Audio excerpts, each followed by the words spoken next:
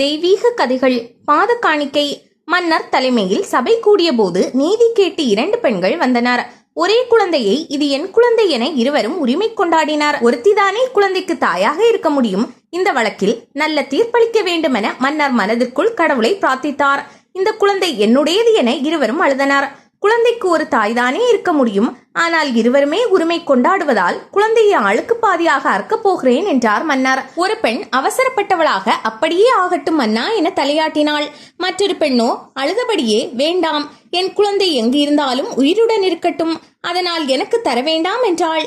இவளே உண்மையான தாய் என்பதை உணர்ந்து குழந்தையை அவளிடம் ஒப்படைத்தார் மன்னர். குற்றவாளியை சிறையில் அடைத்தார். இதை போலவே பக்தன் ஒருவனிடம் பகவான் கண்ணன் திருவிளையாடல் நிகழ்த்தினார்.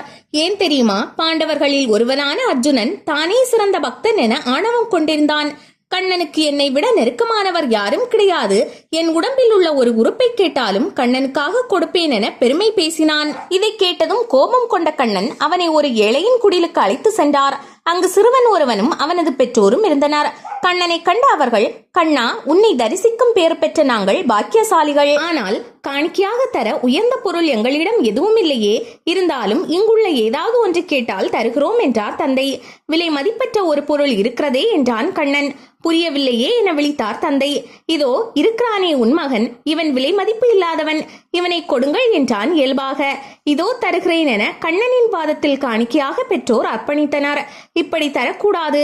பெற்றோர் இருவரும் இவனது உடம்பை வாளால் அறுத்து வலது பாகத்தை மட்டும் தர வேண்டும், அதிலும் ஒரு நிபந்தனை என சொல்லி முடிப்பதற்குள் நிச்சயம் தருகிறோம் என்றார் தந்தை. உடலை அறுக்கும் போது சிறுவன் உட்பட மூவருக்கும் கண்ணீர் வரக்கூடாது என்றான் கண்ணன்.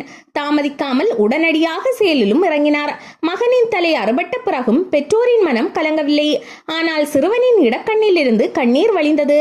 இதை கண்ட கண்ணன், நிறுத்துங்கள், கண்ணீர் சிந்துகிறான் இவன், யாரும் கண்ணீர் விடக்கூடாது என்பதுதானே நிபந்தனை, காணிக்கையை ஏற்க மாட்டேன் என்றான் கண்ணன். இடக்கண்ணில் இருந்து கண்ணீர் வருவது ஏன் என தங்களுக்கு புரியவில்லையா?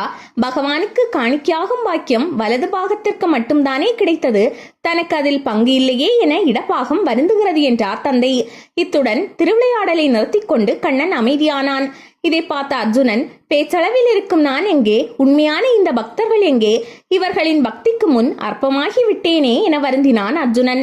அவனது ஆணவ எண்ணம் அழிந்தது. கண்ணனின் அருளால் சிறுவன் உயிர் பெற்றான். பெற்றோரும் அழிந்தனர்.